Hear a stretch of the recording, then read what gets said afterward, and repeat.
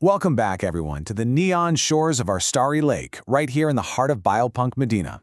If you just look out over the water for a second, you can actually see the brilliant reflection of the neon green dome glowing against the night sky. It's really something else. I'm Salem. And I'm Jasa. Welcome to The Explainer. Today we're doing something a bit different. We aren't just talking theology. We are running a full-blown system diagnostic on the human soul. Seriously. We're going to look at the exact mechanics of fasting, specifically through the lens of the Medina School and the Salsabil Project. Exactly. We're stripping away all the abstract, floaty stuff and looking at the human being as a complex, perfectly calibrated piece of biospiritual technology. So the big question that kicks off our entire diagnostic today is this. What actually happens when a biospiritual system breaches its equilibrium? Like, what happens mechanically and spiritually when our carefully calibrated inner balance gets totally compromised? It's a super vital question, right? Because in Islam, we aren't just these hovering spirits, and we certainly aren't just meat machines. We are this incredibly precise fusion of both. So when that system is breached, it's not just, a rule being broken. It's a literal failure in our operational equilibrium. We can actually map this out using Ibn Taymiyyah's Barzakh theory. So imagine the material pole. This is the body, the nafs system. Think of it as the engine of action, your appetite, your biology.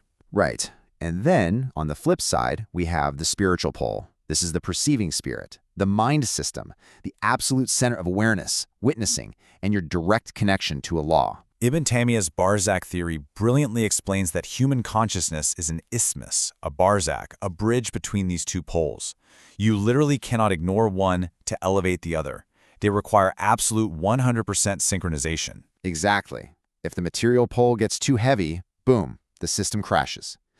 But if the spiritual pole completely disconnects from the material, well, the system becomes completely useless in this dimension. Which naturally brings us to the core objective here, tazkiyah, or purification. In the framework we're looking at, true optimization, tazkiyah, only happens when both of these intelligence systems are developed at the exact same time. Yeah, we aren't hacking the system by just starving the body to punish it. No way. We are actively training both the bodily and spiritual systems to operate in total harmony for the sake of Allah. It's basically a massive upgrade to full human consciousness. Okay, moving into Section 1, the Protocol of Islam, specifically focusing on Hifz el-Jawf, which is all about protecting the inner cavity. So, the primary protocol of fasting, according to the Salsabil Project, is this concept of Hifz el-Jawf. Think of it like the ultimate firewall for your biospiritual vessel. It's the strict protection, the absolute sealing of the inner cavity from any entering substance. To get a picture of this, I want you to visualize the human body as a glowing, completely sealed neon container, okay?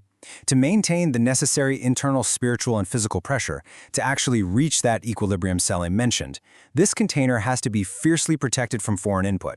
The exact moment something unauthorized gets in, the pressure drops. The seal is completely broken. Now, our container basically has dual vulnerabilities, two main input-output ports. The belly, which obviously houses our appetite for food and drink, and the private parts, housing the appetite for intercourse. Exactly. These are the system's natural pathways. And during the fast, from the exact moment of dawn until the sun dips below those palm trees with the neon golden dates right here in Medina, these specific ports have to remain on absolute lockdown, like zero exceptions. Which brings us to Section 2, identifying system breaches, known as the mufattirat. So we really need to look at these mufattirat, the invalidators. These are the specific, tangible actions that trigger a critical system error during your fast. Let's look at the anatomy of a breach. Right. So according to the Medina School, eating, drinking, and intercourse, they aren't merely arbitrary rules you just cross off a checklist. They are direct mechanical breaches. Eating and drinking, that introduces foreign matter and physically unseals the cavity. Intercourse, that causes a massive energetic disruption. By doing these, you are physically shattering that biospiritual seal we just talked about. If we break it down even further, a mechanical failure happens in a very specific sequence. Step 1, unsealing the cavity boundaries. Step 2, the introduction of unauthorized matter. And Step 3, total loss of equilibrium. And honestly, once that boundary is compromised, that careful balance between the material pole and the spiritual pole just completely collapses. The nafs regains total dominance, the mind gets clouded, and the barzakh, that perfect synchronization, is completely lost. And to really understand exactly why those specific actions cause such a massive collapse, we have to look to the Salzburg Project's definition of the body's core constitution. It's a triad, really: blood, semen, and food. Yeah, these three elements are the absolute foundation of the physical vessel. Because of that, the unauthorized release of semen or blood or the intake of food during the lockdown period directly fights the primary goal of bodily preservation and equilibrium. You aren't just breaking a rule, you are messing with the core source code of the body. So, what actually happens if a user intentionally initiates a system crash? Well, if you commit an intentional breach without a valid excuse, it triggers something called kafara. Jasas kafara is this incredibly intensive, rigorous expiation protocol. Think of it as a hard system reboot. The Salzburg Project actually notes that kafara acts as both strict discipline for the nafs and restoration, or jupran, for the spiritual system. It forcefully patches the massive vulnerability you just created and forces the whole system back into alignment. Let's shift gears to Section 3, the mechanics of equilibrium, system optimization. Okay, so now that we've run the diagnostics on how the system fails, let's look at the ultimate operational goal. I absolutely love this quote from the Salzburg Project. It says, "Fasting is the zakat of the body, the purity of the spirit, the purification of the soul, and the health of the physical form." It's so profound, isn't it? It proves that the mechanical, physical rules of Hifz al-Jawf, literally locking down the belly and the private parts, are exactly what directly fuel high-level spiritual purification. The physical discipline creates the spiritual energy. It's a direct conversion. And you know, one of the greatest optimizations that happens here is the elimination of wahar al-sadar.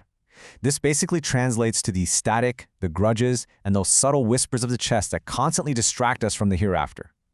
Absolutely. Maintaining the fast, keeping that vessel perfectly sealed, it literally starves out that internal static. It clears all the noise. And what you are left with is a perfectly attuned, crystal-clear frequency that is dedicated entirely to the remembrance of Allah.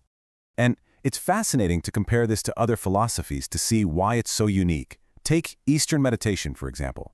It often seeks to negate or completely ignore the physical body entirely just to elevate the spirit. Right. But in the Islamic Barzakh model, fasting doesn't erase the body. Not at all. It seals it. It disciplines it. It upgrades the material pole so that it can work perfectly in tandem with the soul.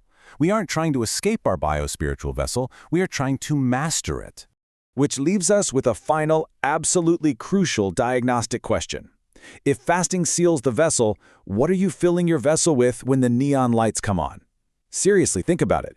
When the sun sets over the lake here in Biopunk Medina and the fast is completed, the ports open up again. You successfully achieved equilibrium all day. So, what data, what food, what energy are you actively choosing to input into your newly purified system? It's definitely something we all need to deeply consider.